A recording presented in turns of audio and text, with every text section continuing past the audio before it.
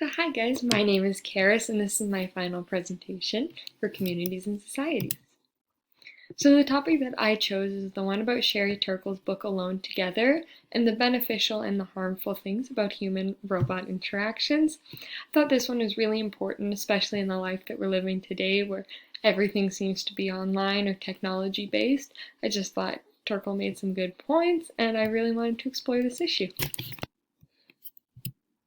So the thesis statement I created was, author Sherry Turkle addresses such remarks in her book Alone Together. Turkle indicates that human-robot interaction heavily influences, both good and bad, the ability to build and maintain effective relationships in our daily lives. So I chose just to talk about building and maintaining effective relationships because I believe Turkle says a lot about human-robot interactions and I just wanted to really narrow it down to one core detail.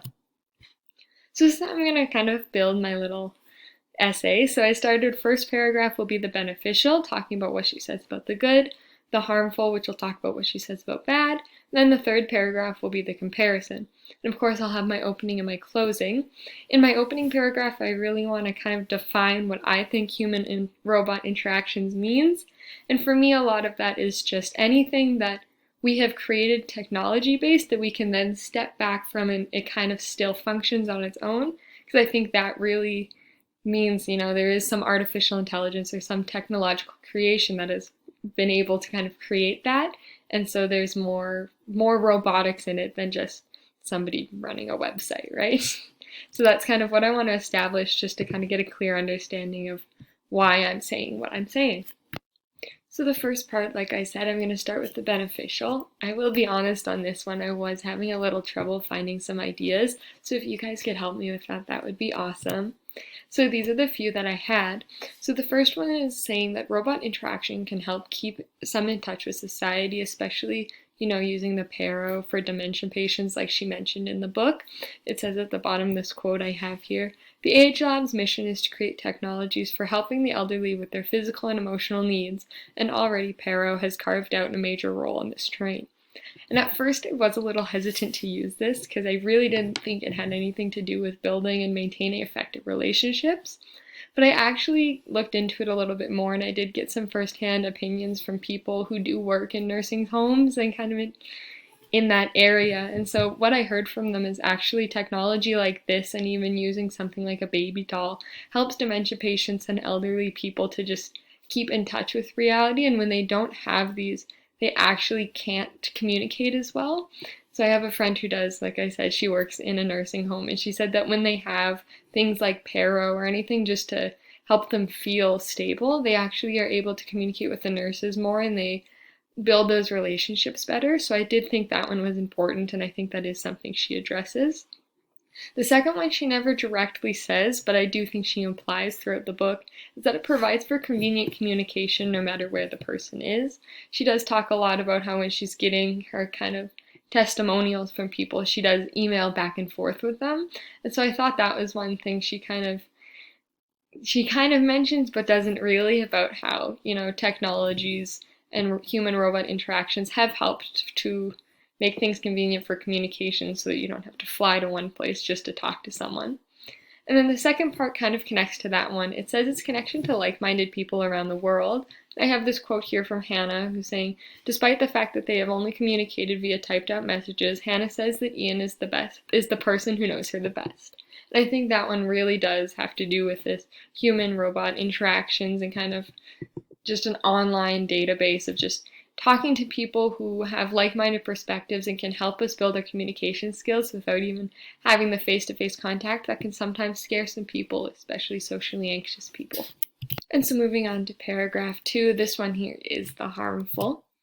So the main ideas I will address, so the first one I have is that online avatars have created a false sense of what a relationship truly entails.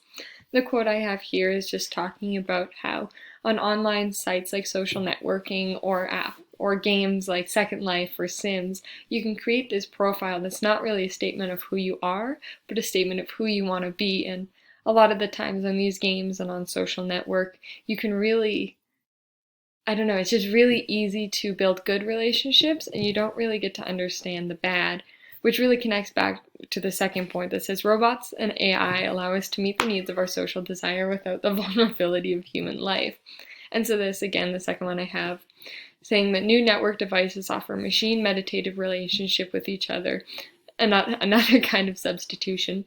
So really talking about how when we use these human-robot interactions, it's so easy to filter out all the bad and the hurtful, and just really, it's very simple to just put in the good, the things that make us happy, the things that fulfill our social needs, rather than accepting the fact that, sometimes relationships are hard and they take work, and honestly that can be more rewarding, but it does take, again, hard work and sometimes it's painful.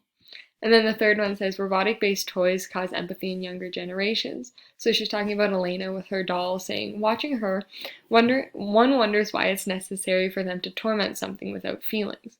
And although this seems like, oh, just kids playing with their toys, there is more emotional repercussions in the future that when empathy is built so young in a kid that it can affect how they build relationships and how they function in society later on. I think Turkle addresses all of these very well, so I think these are the main 3 points that I'm going to try and talk about. There might be more that come along, and I might maybe take the third one out just depending on how long it goes and if it really fits well. And so going to the comparisons, so what I did here is I just kind of summarized the pros and cons that I've talked about. I wrote them each here, and I just kind of sat and reflected on them to see really what if Turkle was saying I agreed with, or I thought there was a little bit of a bias. So although I think the cons definitely outweigh the pros in this, I do think Turkle tends to have an anti-technology bias when it comes to the influence of human-robot interactions. And although this is true, that the cons she's saying are in fact cons, and I think they do have a negative effect on our ability to build relationships, I think she overlooks how these human-robot interactions have helped connect the newer generations. And looking back on it, I know the cons, she's very against, games like The Sims and Second Lives, as they do create a false sense of reality. And although I agree with that, I do believe that the interest in that game can really build relationships. I know for me in my life, I have an older cousin, and being a very shy kid, both of us, we didn't get along very well, and so having the game Sims to just sit down and play, we didn't have to talk, we could just build our avatars and play the game. It actually was the start of our relationship, and it led to more communication, and I think we do have a very good relationship still, and that's almost 10 years later now. So I think Turkle does kind of overlook the repercussions of that on kids who may be shy or people who are still developing social skills, and that's something I'm going to talk about in that. And that's all I have for this, so thank you for watching, and I can't wait to hear your feedback.